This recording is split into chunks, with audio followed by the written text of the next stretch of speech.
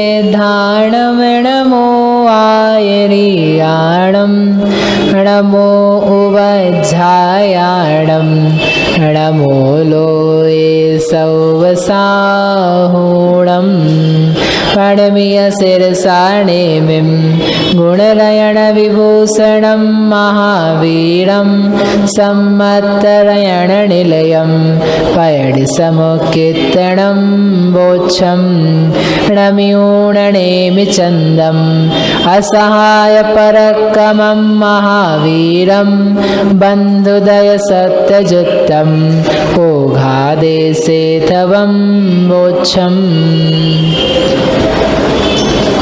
ये मांगलिक ग्रंथ श्री गोमर सारजी कर्मकांड है। इसके रचयिता आचार्य भगवान श्री नेमिचंद्र सिद्धांत चक्रवर्ती हैं। इसमें द्वितीय अधिकार में बंध के प्रकरण में अनुभाग बंध का प्रकरण चल रहा है ना। क्या प्रश्न है किसी का? क्या बोल रहे? हाँ हाँ, तो ठीक है ना।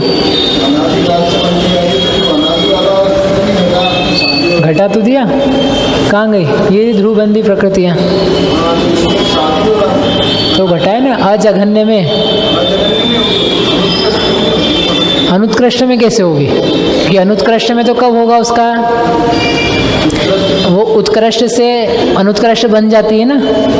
जो मति ज्ञानावरण है, मति ज्ञानावरण का उत्कृष्ट अनुभाग बंध 10 गुण स्थान में होगा क्या?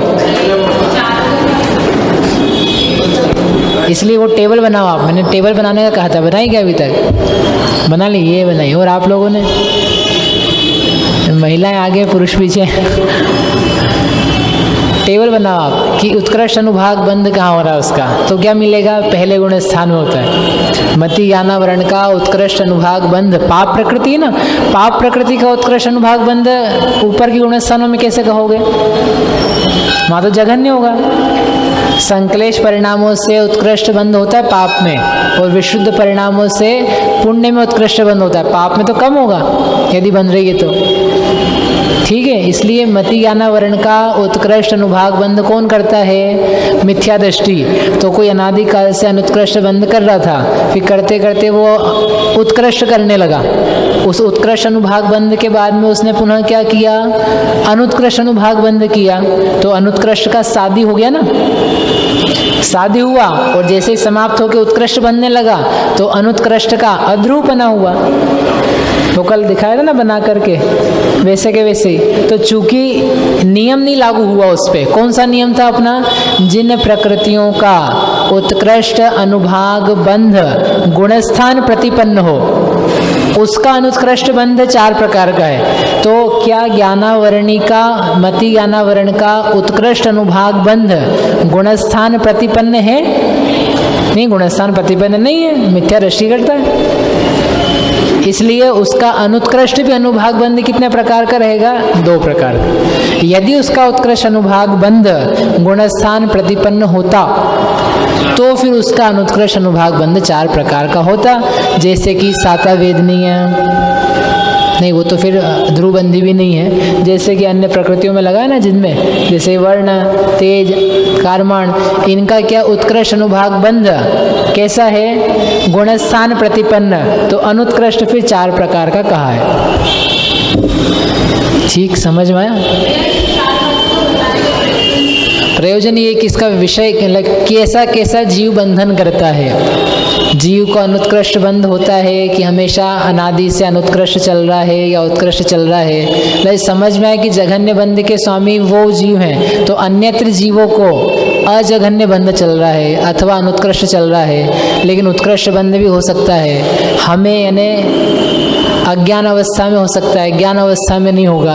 तो ये जीवों के परिणामों के टाइप्स समझ में आते हैं कि जीवों के परिणाम उत्कृष्ट संक्लेश के मिथ्यात्व में हो सकते हैं, लेकिन उत्कृष्ट जो विशुद्ध हैं वे मिथ्यात्व सहित नहीं हो सकते, चौथे में भी नहीं हो सकते, 5वें में भी नहीं हो सकते। यानी जो जो चीज़ें जहाँ बन रही है वो बता रहे हैं। इनको देख गुणस्थान के तारतम्यता से नहीं रहे, समझने के लिए गुणस्थान का प्रयोग किया है। क्योंकि ऐसा नहीं कह रहे कि 10वें गुण स्थान में क्या होगा, अनुभाग बंध उत्कृष्ट ही होगा या जघन्य ही होगा। जहाँ जहाँ जो जो बन रहा है उसके अनुसार कह रहे हैं, वो पुण्य पाप का फिर विभाजन कर रहे हैं। वो नियम बताएं, क्योंकि वो वहीं पर वैसा बंद होता है, तो गुणस्थान को हमको लाना है ताकि हमको समझने में आसानी रहे, याद करने में भी आसानी रहे। उससे ये भी सिद्ध हो गया कि जहाँ पर गुणस्थान ऊपर का है तो वहाँ विशुद्धता सामान्यतया पाई जाती है अधिक, और नीचे के गुणस्थान है तो वहाँ पर संक्लेश पाया जाता है। लेकिन सर्वथा ऐसा नहीं है, वहाँ पर भी अपने योग्य विशुद्धियाँ पाई जाती है, परंतु जैसी ऊपरी गुणस्थानों में है वैसी नीचे के गुणस्थानों में नहीं है। ठीक है, ये इसका मतलब ये स्वरूप है बेसिकली। ज़्यादा कुछ नहीं भी आपको लाभ लगे तो वस्तु का स्वरूप है। यहाँ ऐसे ऐसे परिणाम पाए जाते हैं और इन गुणस्थानों में इन प्रकार के भाव पाए जाते हैं, ऐसा हमको वस्तु का स्वरूप समझ में आया। जीव के भावों की विचित्रता या उनकी दशा वो ख्याल में आई। मिथ्या तो गुणस्थान में भी हाँ होते ही है ना, जैसे नीच गोत्र के लिए जघन्य बंध बताया, और विशुद्ध अनंतानुबंधी का उनका जघन्य बंध बताया, तो वहाँ उनके योग्य विशुद्ध परिणाम है, और वो तो करण रूप परिणाम रहे। अन्यत्र कालों में भी देव पूजा गुरु पास्य आदि में आहारदान आदि में लगा हुआ जो परिणाम है वो यथा योग्य विशुद्ध है। यथा योग्य ने अपनी अपनी अपेक्षा से वहाँ जितनी विशुद्धता निर्मलता बन सकती है उसके योग्य। ठीक है, अब यहाँ से अनुभाग बंध का कथन करते हैं। ये पढ़ा था ना अपन ने, क्या पहले गुणस्थान की वो बन भी सकती ना भी बन सके, किस प्रकार की विशुद्धि उस पर फर्क पड़ता है। जैसे अन्य जैनेतर हैं उनको भी विशुद्धि होती है, उनके लिए सम्यक तो रूप कारण में नहीं बनती। जैन है, जैन यानी देवशास्त्र गुरु वीतरागी देवशास्त्र गुरु के अवलंबन पूर्वक विशुद्धि है, तो वो आगे बढ़ने में कारण बन भी सकती है। अन्य मतावलंबी है, वह भी परिणाम निर्मल करे और तत्व विचार का सम्यक विचार करने लगे तो उसके भी बन सकती है कि वो सत्यता की तरह विचार कर रहा है, पक्ष से ग्रहित होकर के नहीं कर रहा है, तो वो मतांतर में चला जाए, मतलब जैनेतर से जैन मत के अंदर प्रवेश कर जाए, तो उसमें सत्यता के कितने अंश हैं, वो सत्यता की तरफ कितना झुका हुआ है। सत्य परिणाम की तरफ जितना जीव झुका हुआ रहेगा उतना फिर वो विशुद्धि उसके सम्यक दर्शन में कारण बनेगी। और एक पक्ष से ही कर रहा है तो विशुद्धता तो बन रही है, लेकिन वह सम्यक दर्शन में कारण बने भी ना भी बने। ठीक है,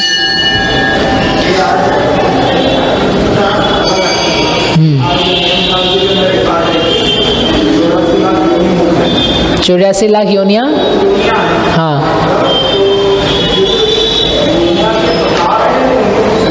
योनियों की संख्या है, जो प्रकार होते हैं और जो प्रकार में ही उनकी संख्या है। जो कुल वगैरह, कुल अलग चीज़ होती है, जिसमें अपन ये पेड़ अलग एक कुल का, आम का पेड़ अलग कुल का। आम का पेड़ एक योनि नहीं है, बरगद का पेड़ का अलग योनि नहीं है, ये तो कुल है। और जीवों के उत्पत्ति के प्रकार इस अलग अलग प्रकार के, कि किन किन स्थानों में जीवों का उत्पन्न बना होता है, वो 84 लाख योनियाँ। योनियाँ ने जन्म लेने का स्थान।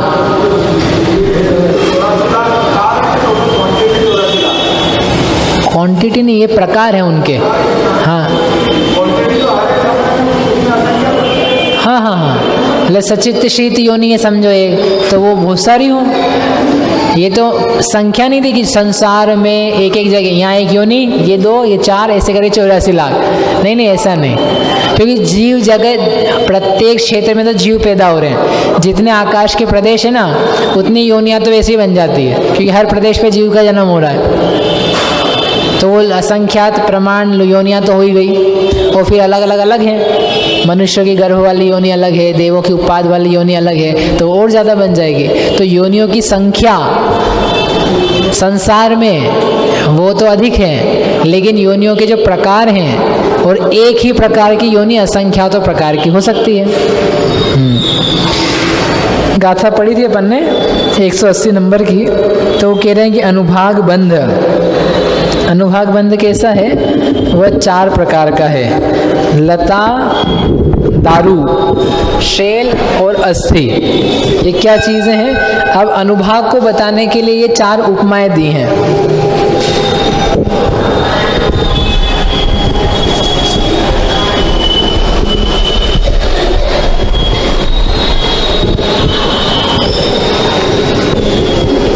तो ऐसा अनुभाग की रचना बनती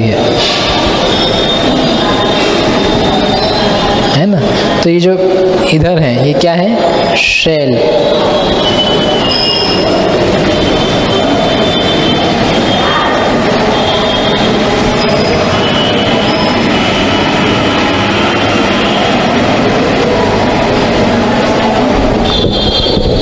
स्थिति की जो रचना है वो बनती है ऊर्ध्व, और जो अनुभाग की रचना है वो बनती है तिर्यक। ये विधि है, क्योंकि स्थिति में समय बताने होते हैं तो समय ऊर्ध्वगामी है, ऊपर ऊपर चढ़ते हुए दिखाते हैं। इसलिए स्थिति बंध जब दिखाना होगा, जो निषेक रचना अपन ने सब करीब बताई थी, तो उसका डायग्राम ऐसा बनता है। और इन्हीं परमाणुओं में अनुभाग भी है, तो अनुभाग बताने के लिए इसी के साथ में एक तिर्यक रचना बनाएंगे।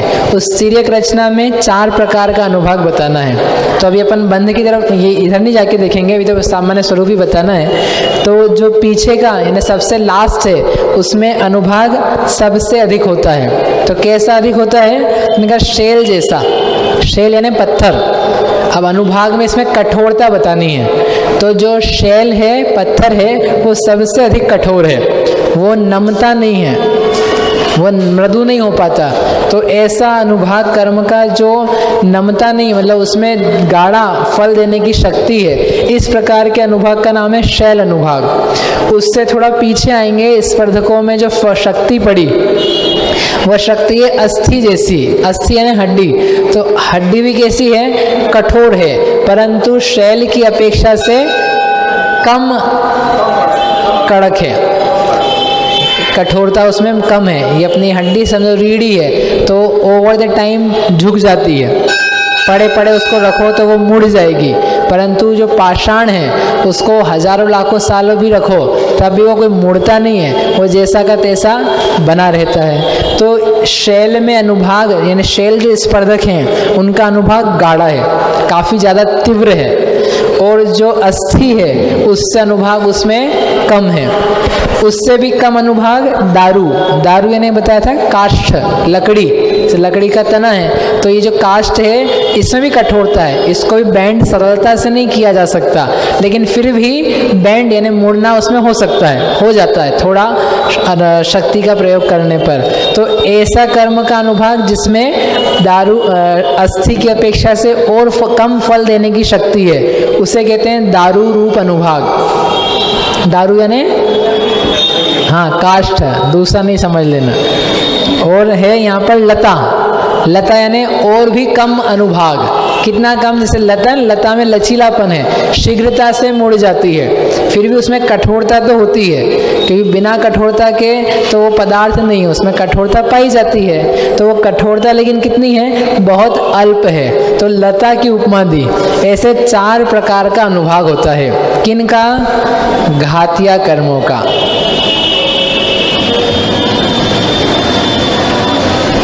उनका ये 4 प्रकार का अनुभाग है। शैल, अस्थि, दारू, लता। या तो ऐसा बोलो या फिर लता, दारू, अस्थि, शैल। ऐसा नहीं बोलना दारू, शैल, अस्थि, लता, हो गए 4 अनुभाग, वो काम के नहीं है। या तो इधर से उधर जाओ या उधर से इधर जाओ, व्यवस्थित याद रखना। लता, दारू, अस्थि, शैल, ठीक है। हाँ, ये जो बनाया है ऐसा कि यहाँ ज़्यादा यहाँ कम,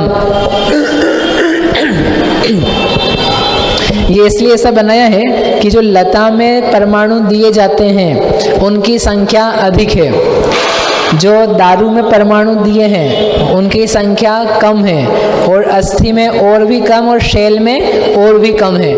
जैसे यहाँ पर वो तिर्यक रचना गुणहानी रूप बनाई थी ना, उत्तरोत्तर कम कम होता हुआ, सेम टू सेम यहाँ भी चलेगा।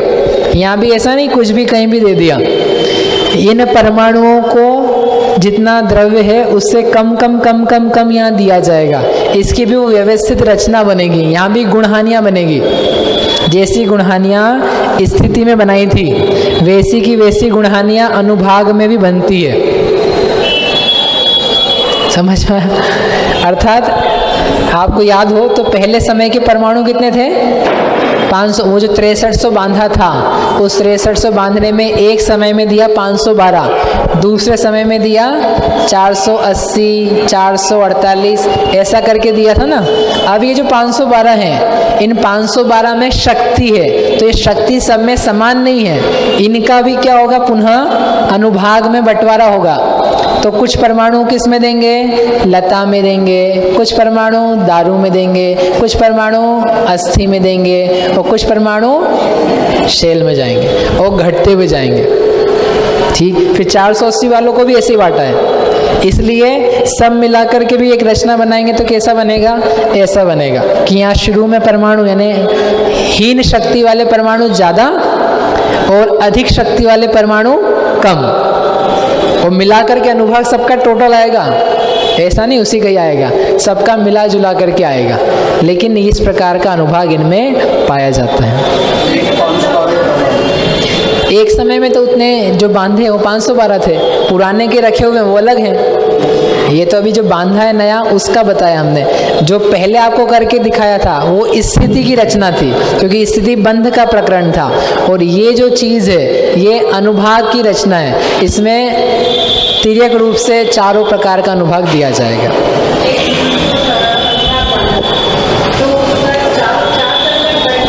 हाँ, अब वो जैसी जैसी प्रकृतियां हैं वो आगे बताएंगे कि जहाँ जैसा बंध होता है उसके और प्रकृति में किस प्रकार का अनुभाग जाना है उसके हिसाब से होगा, यही बताते हैं वो। अब यहाँ पर ही कहना है जो घातिया कर्म है वो घातिया कर्म 2 प्रकार के हैं, देशघाती और सर्वघाती।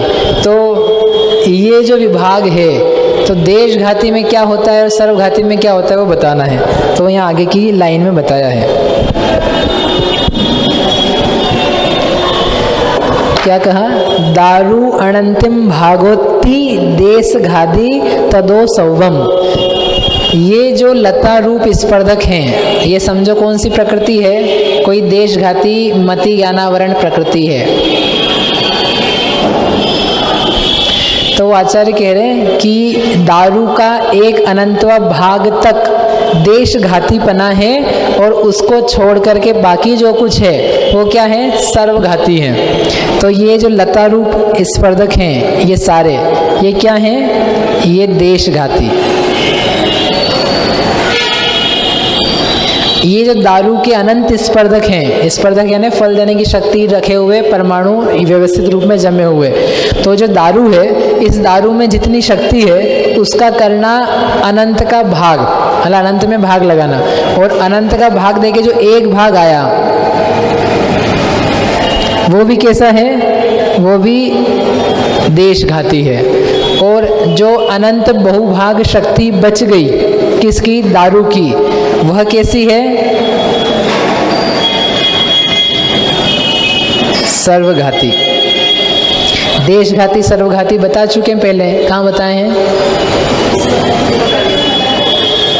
पहले प्रकृति बंध में नहीं बताए हैं, पहले अधिकार में बताए हैं। हाँ, प्रकृति समुत्कीर्तन अधिकार में। सर्वघाती यानी विवक्षित गुण का सर्वघात करे और देशघाती यानी विवक्षित गुण का एक देशघात करे। तो वो जो प्रकृति है, देशघाती भी प्रकृति हो तो आपको समझाया था कि देशघाती प्रकृति में 2 प्रकार के स्पर्धक होते हैं, एक सर्वघाती के और एक देशघाती के। तो कैसे होते हैं वो यहाँ पर समझा रहे हैं कि ये 4 प्रकार का अनुभाग है। देशघाती प्रकृति में भी 4 प्रकार का अनुभाग है। उस अनुभाग में जो लता रूप अनुभाग है वह देशघाती है, और दारू का अनंतवा भाग है एक भाग, वह भी देशघाती है। और बाकी जो शेष बच गया वह सब क्या है? वो सर्वघाती है। यानी इन स्पर्धकों का उदय हो जाए तो वह सर्वघात ही करेगा, और इन स्पर्धकों का उदय हो तो वह देशघात करेगा। तो किसी को 5 इंद्रियों संबंधी मति ज्ञान पाया जा रहा है, इसका अर्थ क्या है कि उस जीव को दारू, अस्थि और शैल इन स्पर्धकों का, 5 इंद्रिय संबंधी स्पर्धकों का उदय नहीं आ रहा है, अकेला लता और दारू के अनंत भाग मात्र का उदय आ रहा है। क्योंकि यदि इसका आता तो क्या होता, उसका मति ज्ञान 5 इंद्रिय संबंधी नहीं रहता। ठीक है, ऐसे ही किसी को अवधि ज्ञानावरण है, अवधि ज्ञानावरण कर्म का उदय आ रहा है, इसका अर्थ क्या है कि उसको दारू, अस्थि, शैल इन अनुभागों का उदय आ रहा है। क्योंकि वे कैसे हैं, सर्वघाती स्पर्धक, जिसके कारण से अवधि ज्ञान नाम के गुण का पूरा पूरा घात पाया गया। ठीक नहीं आता है ना, क्योंकि मति ज्ञानावरण भी अनेक प्रकार का है, एक इंद्रिय, द्विइंद्रिय, त्रिइंद्रिय, चतुरिंद्रिय, पंचेंद्रिय। तो कोई एक इंद्रिय है तो उसको स्पर्शन इंद्रिय संबंधी जो स्पर्धक हैं उनमें लता और दारू का उदय है, और दारू, अस्थि, शैल इनका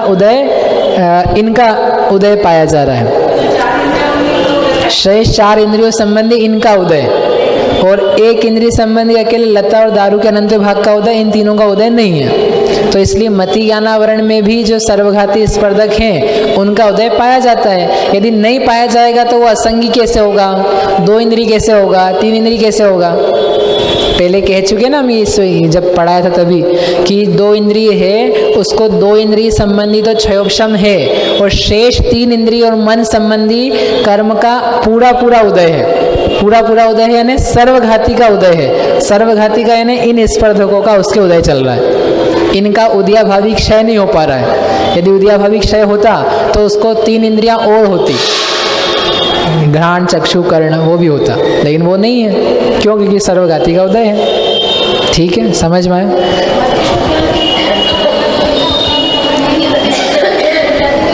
हाँ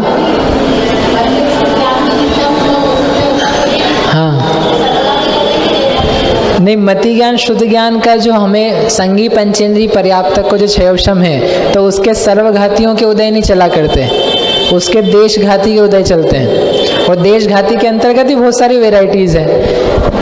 इससे थोड़ा पीछे खिसक गया तो ज्ञानावरण का क्षयोपशम अधिक होगा। किसी को लता मात्र का उदय है, दारू का उदय ही नहीं है, तो उसके क्षयोपशम और बड़ा हुआ है। तो देशघाती के अंतर्गत भी बहुत सारे असंख्यात प्रकार हैं, तो इसलिए वो उसमें अंतर होगा कि हमको पूरा मति ज्ञान नहीं, पूरा शुद्ध ज्ञान नहीं। क्यों? क्योंकि देशघाती का उदय पाया जा रहा है। देशघाती का उदय कर्म जो है वो ज्ञान नहीं दे रहा है, वह ज्ञान को घात ही रहा है, लेकिन ऐसा नहीं घात पा रहा है कि हमको ज्ञान ही ना होवे। तो वो जितना घात रहा है उतना हीना अधिकता आपको दिखाई दे रही है।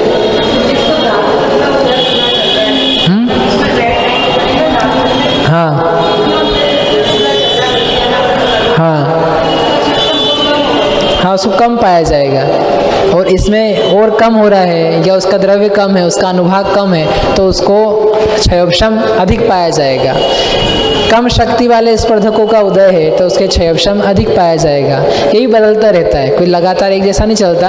विशुद्ध परिणाम हुए तो वो शक्ति घट गई तो परिणामों में ज्ञान में बात बन जाती, निर्मलता आ जाती। ऐसा होता ना, कहीं बढ़िया बैठे हैं, बैठ के ये पढ़ रहे हैं, गाथाएं पढ़ी 2-3 बार वही गाथा, तो वो याद हो गई, वो फिर बाहर गए भूल गए। तो उतनी देर के लिए क्षयोपशम बना था, वो याद हुआ, दोहरा भी लिया अपन ने बिना देखे। और बाद में ये पूजा पढ़ते कि नहीं अपन, तो 2 लाइन रिपीट होती है, तो रिपीट हुई तो अपन ने 2-3 बार पढ़ी और याद हो गई, हो बिना देखे बोलने लगे। और अब मंदिर के बाहर हमने बोला, बोलो जरा 2 लाइनें, वो आप याद बिना देखे बोल रहे थे, बोलो, अरे भूल गए। तो उस वक्त तो याद हुआ था ना, तो उस वक्त क्षयोपशम बढ़ा और बाद में वापिस से घट गया। ऐसा चलता रहता है, कोई ये नियामकता नहीं कि जो हो गया तो नियम से रहेगी हमेशा।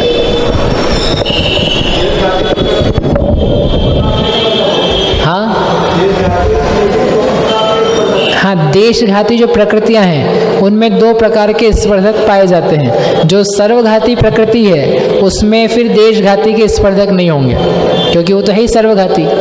वो बताते नहीं, हम आगे पढ़ते हैं अपन इसमें।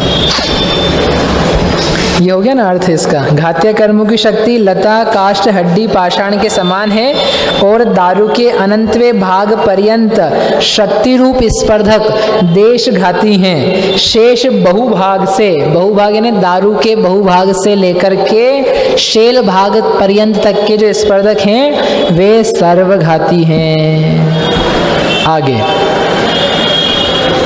अब मिथ्यात्व प्रकृति में विशेषता बताते हैं। मिथ्यात्व में थोड़ी सी विशेषता है, जो प्रकृति है वो एक ही प्रकृति में तीनों बनानी है, वो तीन अलग अलग प्रकृतियां नहीं, यहाँ पे समझ में आएगा। वो प्रकृति एक्चुअल में एक ही है, उसी में थोड़ा हिस्सा सम्यक, थोड़ा सम्यक मिथ्यात्व और थोड़ा मिथ्यात्व, तो ज़्यादा मिथ्यात्व।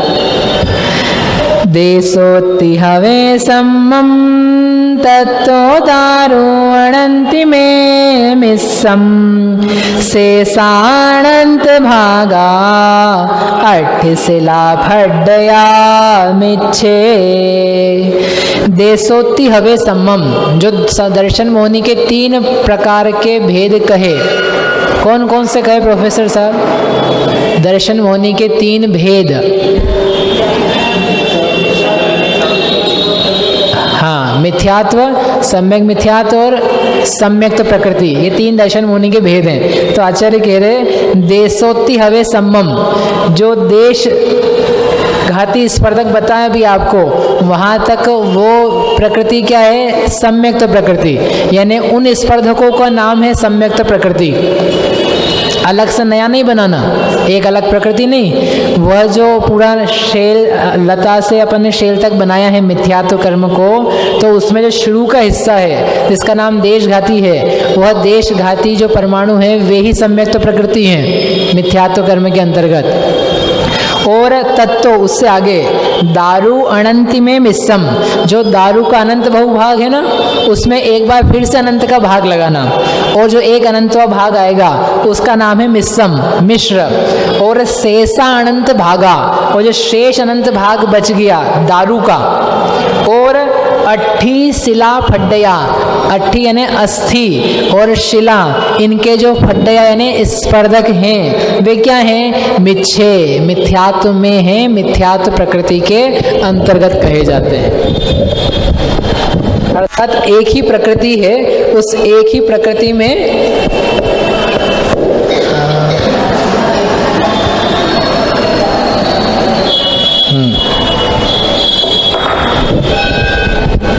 ये जो दारू है इसका जो बहुभाग बच गया, इसमें फिर से अनंत का भाग लगाओ।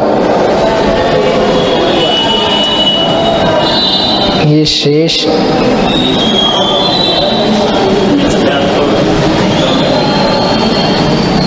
प्रकृति, ये जो है ये मिश्र प्रकृति, सम्यक मिथ्यात्व, और ये है देशघाती सम्यक्त प्रकृति।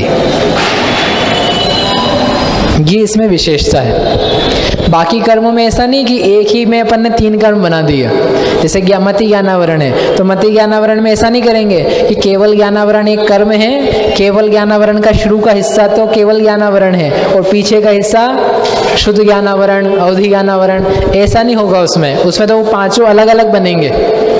ये जो मिथ्यात्व है इसमें ऐसा होता है, इसलिए उन्होंने कहा मिथ्यात्व में थोड़ी विशेषता है, उसको अलग से कहते हैं। क्या विशेषता है?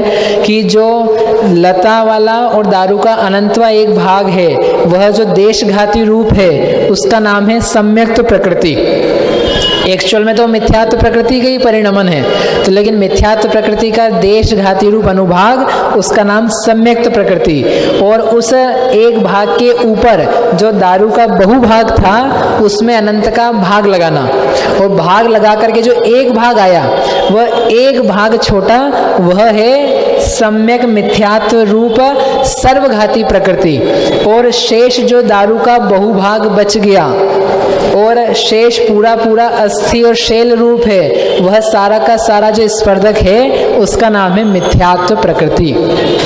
तो जब पहला गुणस्थान होता है तो इसका उदय आएगा कि इसका उदय आएगा कि इसका उदय आएगा? इनका उदय आएगा।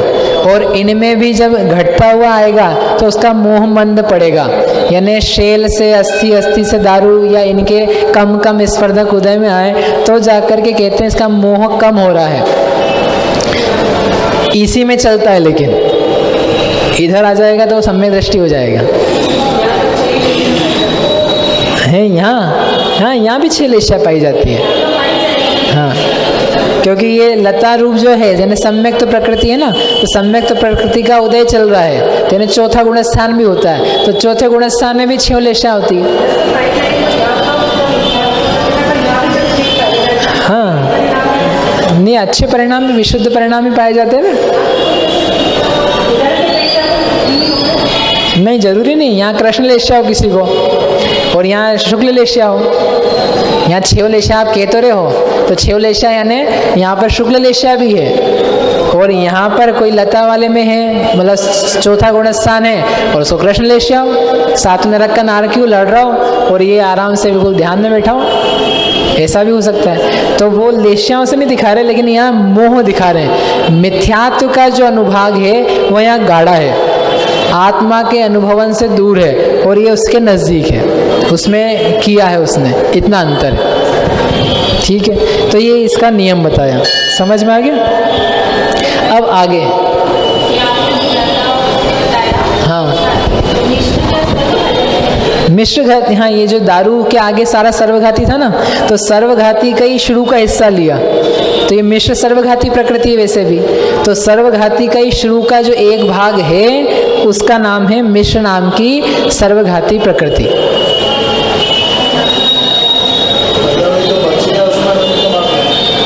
ठीक तो है।